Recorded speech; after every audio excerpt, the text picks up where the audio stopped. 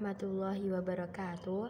Kami dari kelompok 3 yang beranggotakan yang pertama Dimas Adi Mahendra, yang kedua Dekrita Catur Handayani, yang ketiga adalah saya Endah Dulestari akan mempresentasikan makalah kami yang berjudul Etika dalam Mengutip Sumber-sumber Pesan Dakwah. Di sini saya Endah Dulestari akan menyampaikan mengenai pengertian dari pesan dakwah dan karakteristik dari pesan dakwah. Ya, yang pertama adalah pengertian dari pesan dakwah. Pesan merupakan sesuatu yang bisa disampaikan dari seseorang kepada orang lain, baik berupa individu ataupun kelompok, yang berupa buah pikiran, keterangan, dan pernyataan dari sebuah sikap. Selanjutnya adalah pengertian dari dakwah. Dakwah berasal dari kata bahasa yaitu da'a yada'u dakwatan, yang berarti menyeru, memanggil, mengajak, dan mengundang.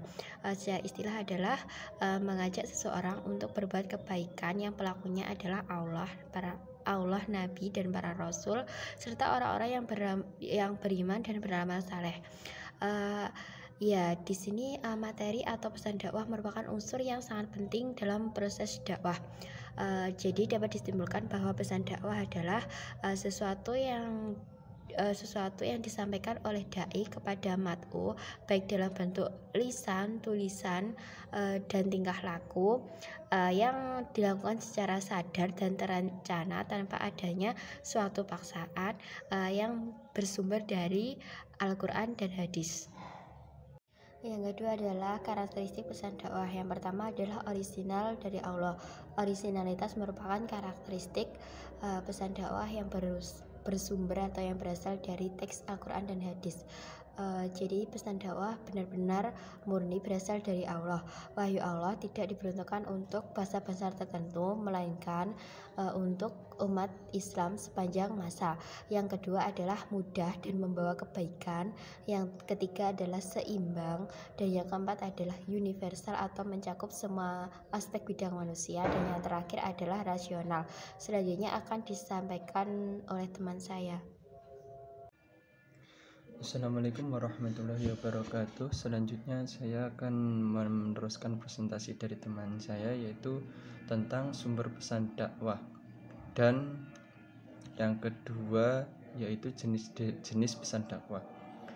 Ya, yang pertama yaitu sumber pesan dakwah. Sumber pesan dakwah yang pertama yaitu Al-Quran. Al-Quran adalah wahyu penyempurna seluruh wahyu yang diturunkan oleh Allah Subhanahu wa Ta'ala kepada nabi-nabi terdahulu, termaktub dan teringkas dalam Al-Quran. Dengan mempelajari Al-Quran, seseorang dapat mengetahui kandungan kitab Taurat, kitab Zabur, kitab Injil, Shahifah atau lembaran wahyu Nabi Nuh alaihissalam, Shahifah Nabi Musa, dan Shahifah yang lain. Untuk mengetahui kandungan Al-Quran, kita bisa menelaah antara lain kandungannya adalah surah Al-Fatihah, yang oleh para ulama dikatakan sebagai ringkasan Al-Quran. Dalam surah Al-Fatihah terdapat 3 bahasan pokok yang sebenarnya menjadi pesan sentral dakwah, yaitu akidah, yaitu pada ayat 1-4, ibadah ayat 5-6, dan muamalah ayat 7. Yang kedua yaitu hadis Nabi. Hadis Nabi adalah segala hal yang berkenaan dengan Nabi Muhammad SAW, yang meliputi ucapan, perbuatan, ketetapan, sifat, bahkan ciri fisiknya dinamakan hadis. Untuk melihat kualitas kesahihan hadis, pendakwah tinggal mengutip hasil penelitian dan penilaian ulama. Hadis tidak harus menelitinya sendiri. Pendakwah hanya perlu cara mendapatkan hadis yang sahih dan memahami kandungannya. Jumlah hadis yang termaktub dalam beberapa kitab hadis sangat banyak sekali. Nah, yang ketiga yaitu pendapat para sahabat. Pendapat para sahabat yaitu orang yang hidup bersama Nabi SAW dan pernah bertemu dan beriman kepadanya adalah sahabat Nabi SAW. Yang keempat yaitu pendapat para ulama. Pengertian ulama di sini dikhususkan orang yang beriman, menguasai ilmu keislaman secara mendalam dan menjalankannya.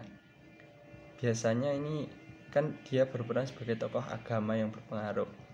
Nah, yang selanjutnya yaitu jenis-jenis pesan dakwah.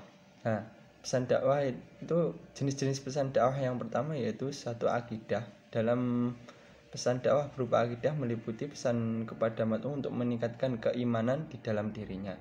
Dan yang kedua yaitu syariah. Nah, dalam pesan dakwah yang berbasis syariah ini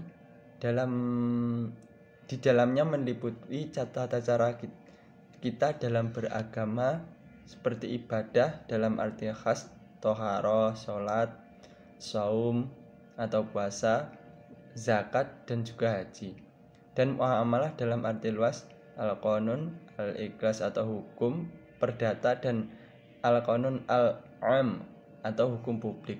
Nah, biasanya pesan dakwah seperti ini dapat kita temukan dalam kajian-kajian Islam.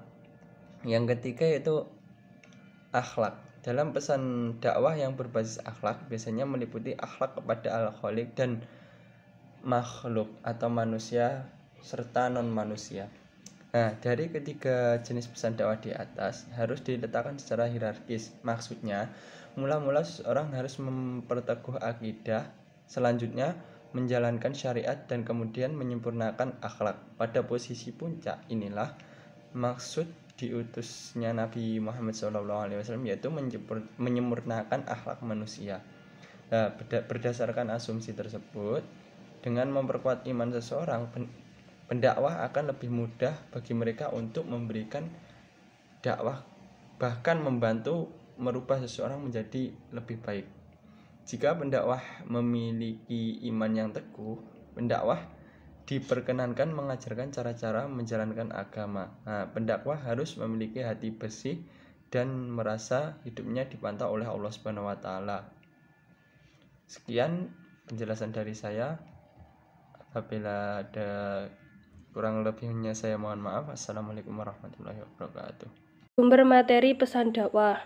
Yang pertama adalah penulisan atau pengucapan ayat harus benar. Lalu yang kedua adalah sebaiknya disertai dengan terjemahannya. Jadi seorang dai sesudah dia membaca dalil atau sebuah ayat, dia harus membaca terjemahannya. Tidak hanya ayatnya saja, akan tetapi terjemahannya pun itu wajib dibaca atau diterangkan. Lalu yang ketiga adalah pengucapan ayat tidak dipenggal. Kenapa? Karena agar terhindar dari distorsi pemahaman. Jadi kalau misalkan seorang dai tersebut membaca dalil atau ayat dengan terpenggal-penggal, bisa jadi mad'unya memahaminya itu berbeda-beda. Lalu selanjutnya ayat harus relevan dengan topik. Jadi misalkan topiknya mengenai muamalah, seorang dai harus mengambil sumber atau dalil yang membahas mengenai muamalah. Muamalah itu banyak sekali.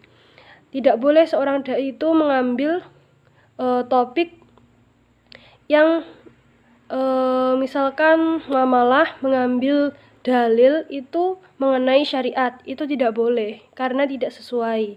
Lalu menelusuri lebih lanjut sumber yang digunakan. Jadi tidak hanya main ambil sumber saja, kan tetapi seorang dai juga harus mengetahui dari mana asal dari sumber yang mau dia utarakan saat berdakwah. Lalu menelusuri lebih lanjut sumber yang digunakan. Lalu menganalisis ulang mengenai sumber yang dia dapatkan, itu sudah benar atau belum. Nanti kalau belum benar, di cross check lagi, mana yang kurang benar lalu ditambahi lagi. Takutnya nanti tidak sesuai dengan apa yang disampaikan atau pesannya itu tidak tersampaikan kepada mad'u.